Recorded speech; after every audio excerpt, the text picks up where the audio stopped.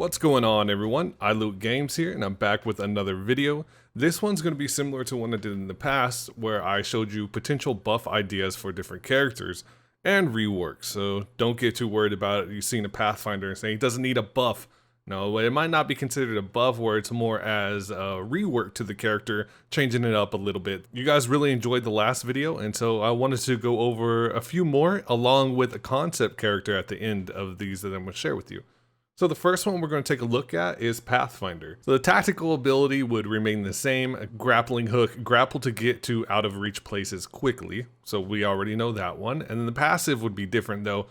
And you got to remember, the recon characters seem like they're all going to get the passive of being able to use the scanning ability. So this might be a potential change we could see as a passive.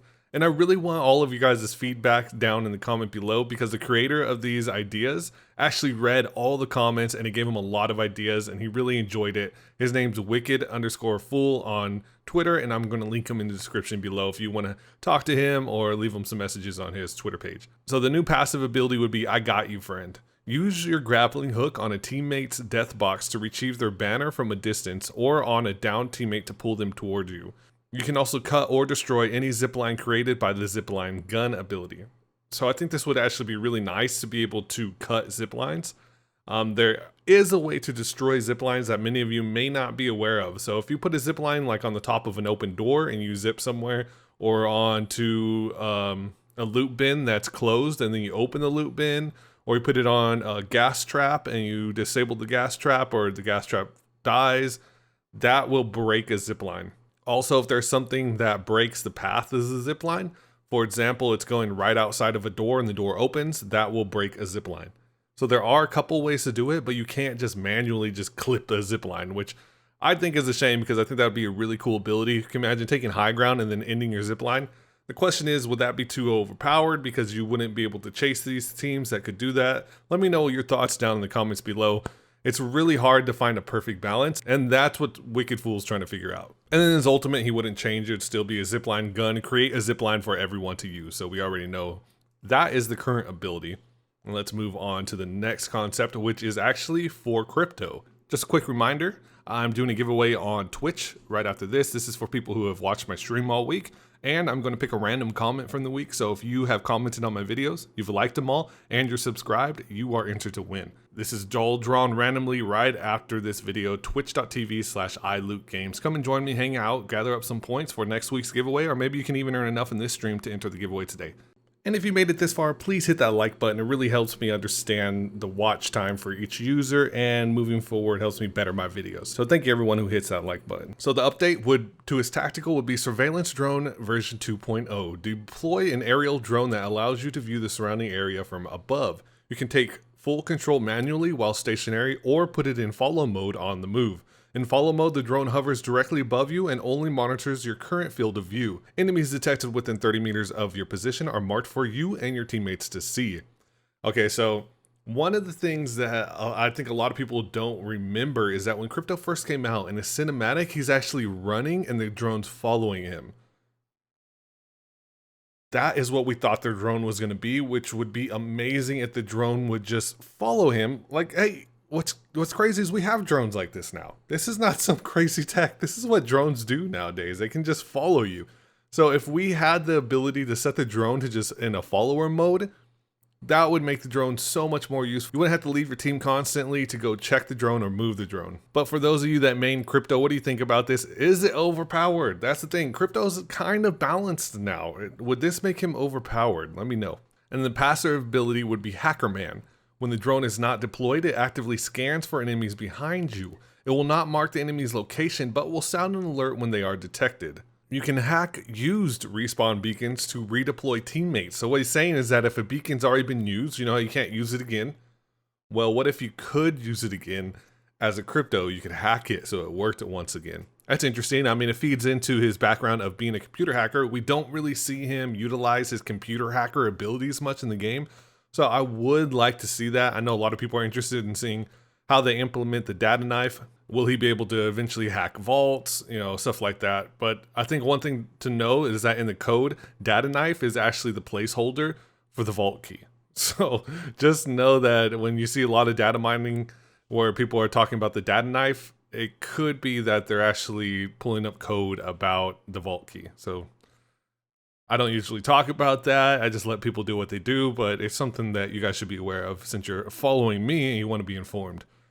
And then the ultimate ability would be improved Drone Emp. Your surveillance drone sets off an EMP blast that deals shield damage, slows enemies, and disables traps, knockdown shields, scope displays, and enemy drones. So the only difference here would be that it would, in addition to doing its normal damage, it would also hit knockdown shields, it would hit scope displays, and enemy drones. So you could actually like attack another drone with your drone. So that's kind of interesting. It would also give people a reason to exhaust their EMP prior to actually needing it in a fight, which could be a balancing tool. So you could use it to offensively attack another drone. It would be interesting to see that come into play, especially if the drone has a long cooldown and you're like the final ring and you hear someone pull their drone out. So you launch yours immediately and you go within distance of that drone just to disable that drone. Like that's your main goal, you know? This next one is for Gibraltar. Instead of focusing on a buff for Gibraltar, because obviously he does not need a buff, let's focus on how we can balance Gibraltar. Dome of Protection. Throw down a dome shield that blocks all attacks for up to 18 seconds. Any damage taken inside the dome is amplified. Any damage taken inside the dome is amplified. Any damage to the dome generator cancels the dome, leaving you vulnerable to attacks. While inside, consumable healing items take less time to use and you can revive a downed ally faster. So pretty much if you're in the dome, you're vulnerable if another team comes in there and attacks you. Also, the little dome generator can be destroyed. So that would be a little bit of a way to balance his dome. I'm not sure what those Gibraltar mains think of this. I really don't play Gibraltar. I don't even usually play with one on my team because I do not play ranked. And then his passive ability, the gun shield. Aiming down sights deploys a gun shield that blocks incoming fire. Once broken by enemy fire, you have to use shield cells to regenerate it. So the balance would be that you have to regen the gun shield. Now, is this too big of a nerf? I would love your opinions on this. What if it was boosted up to 75 like it was before instead of the 50 that it currently is, but you have to use cells to regen it? With the current setup for backpacks, it seems like that would be nearly impossible to have enough cells to keep your gun shield healed, but I would love you guys' opinion on this.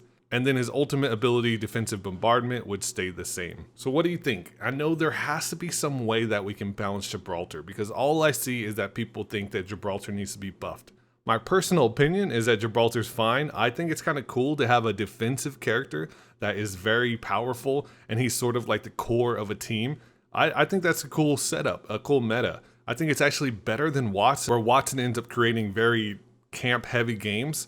Gibraltar doesn't really do that. Gibraltar has a dome, yeah, that lets him maneuver his team out in the open, but so does Wraith have the same ability to maneuver a team out in the open quickly. So this last concept is from FrancticIsASaltyBoi, and this is a Redditor. I'll leave a link to his Reddit account below.